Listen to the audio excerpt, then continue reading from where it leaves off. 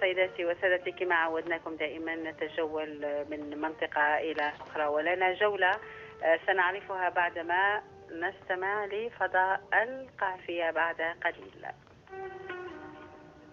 ليالي الأولى. فضاء القافية. فضاء القافية.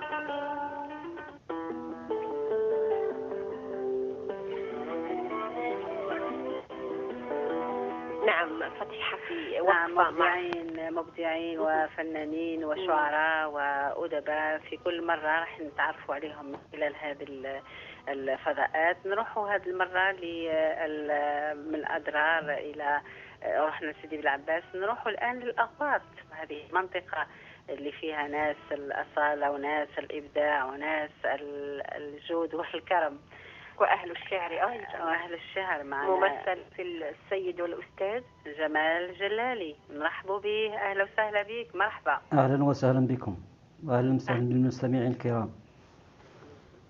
حبينا تشارك معنا بربما خاطرة، ربما بقصيدة، شيء نابع من أعماقك عن النقاء الروحي وعن الصفاء الروحي وعن أشياء كثيرة. تفضل الأخ الكريم، مرحبا بك. وبك مرة أخرى. أولا أشكركم على الاستضافة الطيبة، وتحياتي للأستاذة ندى وليك أستاذة. شكرا. معكم جمال جلالي من بلدية الحاج مشري، أقصى شمال ولاية الأغواط. قبل أن أقرأ عليكم قصيدة، أود أن أوجه تحيات قصيرة لو سمحت. تحية خاصة لأخي وصديقي الشاعر محمد نعيمي من ولاية تيرت، والأخ والصديق أحمد مداح قلم اللي هو مريض، نرجو من المستمعين أن يدعوا له بالشفاء والشفاء العاجل إن شاء الله. كما لا أنسى أستاذنا الفاضل الشاعر الزجال توفيق ومان، وأسرة الملتقى الأوطاني للأدب والفنون والجمعية الوطنية للأدب الشعبي، أستاذ طه البيجاوي، لينا الجماحنة، محمد قاسم، سميرة فؤاد، كل أعضاء ملتقى الأوطان، وإلى جميع شعراء المنحون في الجزائر. الله يسلمك. شكرا. تفضل. قصيدتي اليوم معكم اليوم بعنوان عيني. نقول: عيني ما تبكيش من وقت تبدل، عيني ما تبكيش من وقت تبدل، وكثر تبكاك ما يبدل الأحوال. عيني ما تبكيش قلبي ما يحمل، ضيق باللي فيه مستحمل العلال. عيني ما تبكيش دمعك راه نزل جاري على الخدود مهولني تهوال. عيني ما تبكيش سالك ما يحصل، والحاصل ماهوش من الناس العقال. عيني ما تبكيش، عيني ما تبكيش من عايش في الذل، دمعك غالي عليه كما راد الحال. عيني ما تبكيش من ماشي في الظل، هذا يدي ذاك يستنى مازال. عيني ما تبكيش من سنة ورحل، ابكي على اللي راه غايضهم الحال. عيني ما تبكيش عنا ما سول، ما يطولش الحال ويرجع سوال. عيني ما تبكيش، عيني ما تبكيش على واحد بخل سامح فيه الأولاد يجري مول المال. عيني ما تبكيش من كابر في جهل، ما صلى ما صام عايش في ضلال.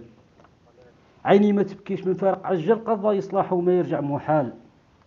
عيني ما تبكيش الطاير ينزل مكسورة جنحيه مهما طال الحال.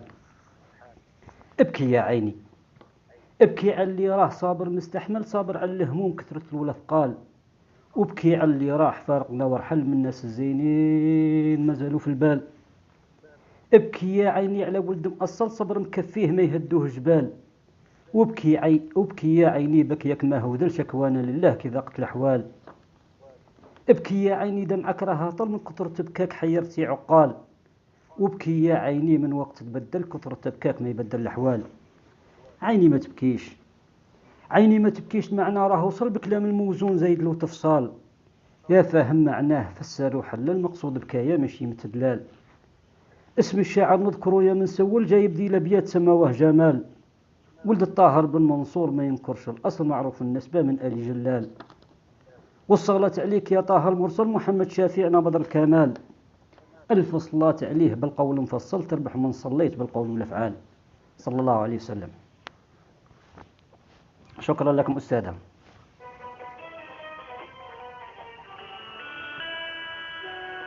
ما تكفيش أستاذة، ما تكفيش يعني. معاك.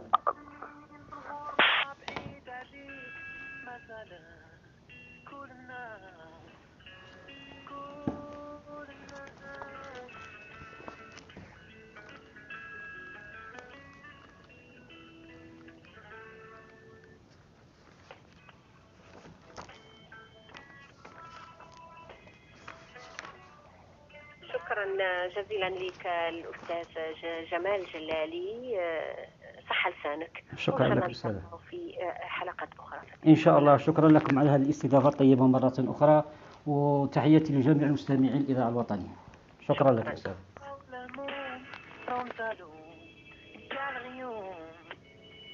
قال اليوم راني